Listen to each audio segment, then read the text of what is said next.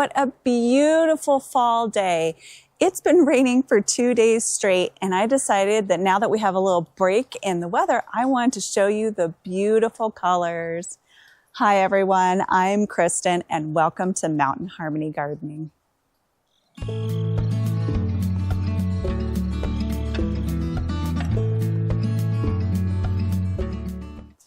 We're going to start this October fall garden tour here in the front yard.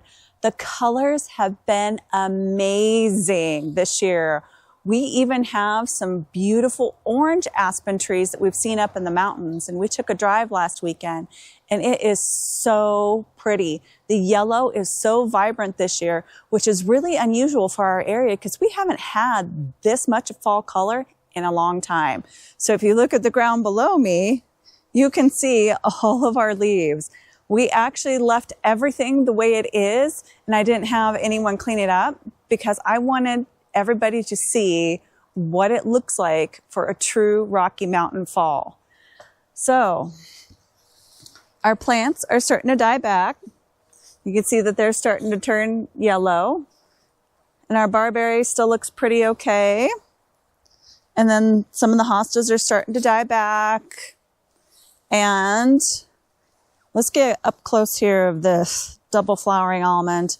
Look at that. Almost every single leaf has a lot of damage. And because of this damage, it has pretty much stopped growing.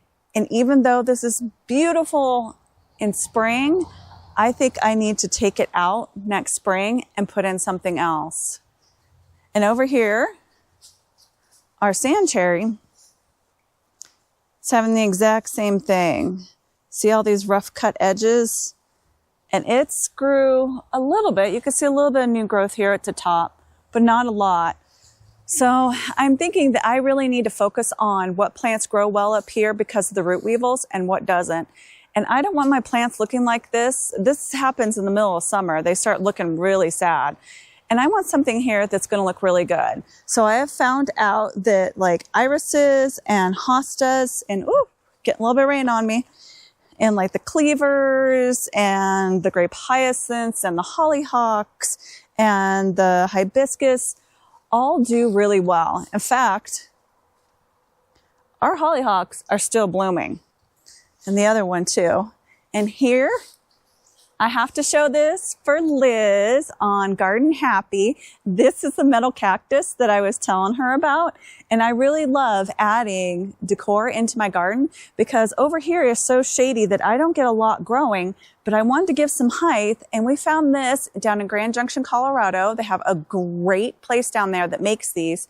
And so we decided to buy several of them. This is just our largest one. Now underneath the tree that we got trimmed up in the summertime, everything came back great. And I'm going to leave the leaves here and also in the flower beds because they actually act as cover during the winter time. Now walking over here to where we have our raspberries, they're doing good. Oh, look at that. There is even a raspberry still on them. Ooh, wow, that's really sweet. So that's probably like the last raspberry off of these. And they have a little bit of grasshopper damage, but not bad. My coleus, I'm going to be coming out soon. Look how pretty those are. Look at those colors. And I'm actually going to be taking cuttings and bringing them inside so that I can have more house plants. Now, Donnie has kind of started on his project up here by the shed where we're actually going to be adding on a porch, well, an enclosed porch to the front of the shed to give us more space in there to kind of come up with some storage solutions because with our business, we have a lot of tools and we just need a little bit more storage. But look how pretty it is with all the yellow leaves, and take a look at the ash tree up above me. Look at that yellow color. I really hope that the bright, vibrant yellow is actually showing up on camera with it being cloudy out here today. It is so pretty here. I really love the colors this time of the year. Now this whole center area where Donnie's standing to film this We are going to be completely transforming that next year. And in another video, I will go into more detail because we always do our 4-part video at the end of our growing season to kind of reflect and talk about what we're going to do. And that's when I'll be talking about that. That's a major, major change. Look at my dwarf weeping crabapple. Look at all those crab apples. It is so pretty. I had thought about making jam or jelly out of the crab apples, but Donnie and I are on keto diets, so we actually would not eat it. And we already have like a lot of leftover huckleberry jam and such that's enough to sustain Sebastian. So I think I'm just going to leave him for the birds like I've done in the past.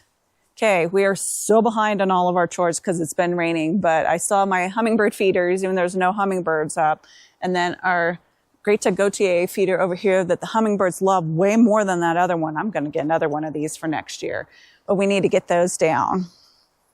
And then over here, oh, look at my poor hammock. Oh my goodness.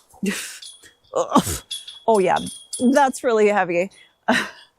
Everything's going to have to dry out before we can even finish taking down the rest of the garden. But this area is also going to get transformed next year too. And I'm really, really looking forward to that. All right, back into the garden here. And you can see that our small dahlia finally bloomed. They really love this cold weather. Look at all of those flowers on that. I was so excited to see it blooming. And even our foxglove has been blooming too. And look at the nasturtiums. The nasturtiums have just like taken over. I mean, look at this. You can truly see that the nasturtiums and the hollyhock really love this because this has gotten a lot, like this is almost no path here. I'm going to have to do something different here next year so that I can actually walk through. And then look at the red dahlia. Look at all of these flowers. They're starting to fade a little bit. And as soon as it freezes, I'll be doing a whole entire video on digging these up. But look at that color and look how big it got. And then behind Donnie is our original dahlia. And let me go stand next to it so you can see how large it got this year. And it likes the cold weather too because now it's way taller than me. Last year it was probably right about here.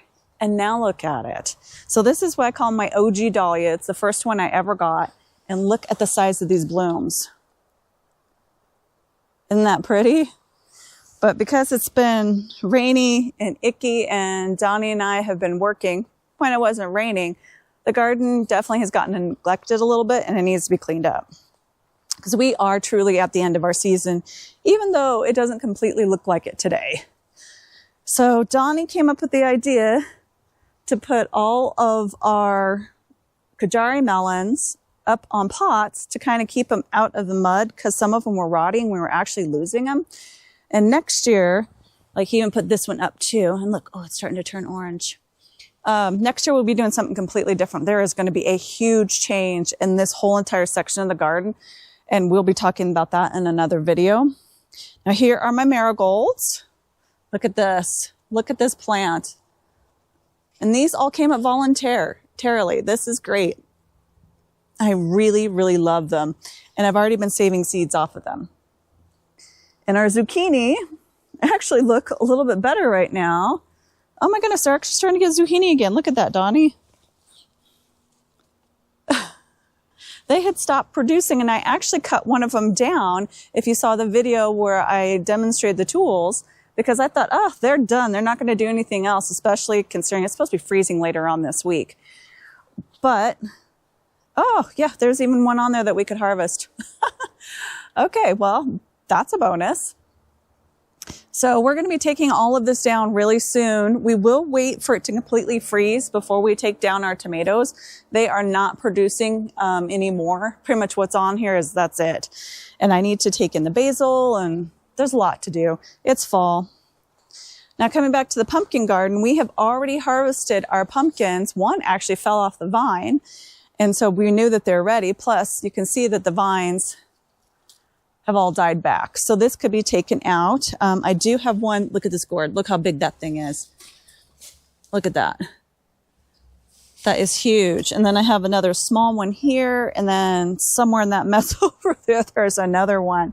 But I'll probably be taking all this out really soon. Other than I do like to leave the nasturtiums as long as possible because they do set seed. Now I'm going to take you through and walk you down the other side of the garden, which I don't do very often because it's kind of hard to get back here. I'll let Donnie squeeze back here with me. Now, I still have some Kellogg breakfast tomatoes here. Look how big they are. I'm definitely growing these again next year because they just produce really large tomatoes.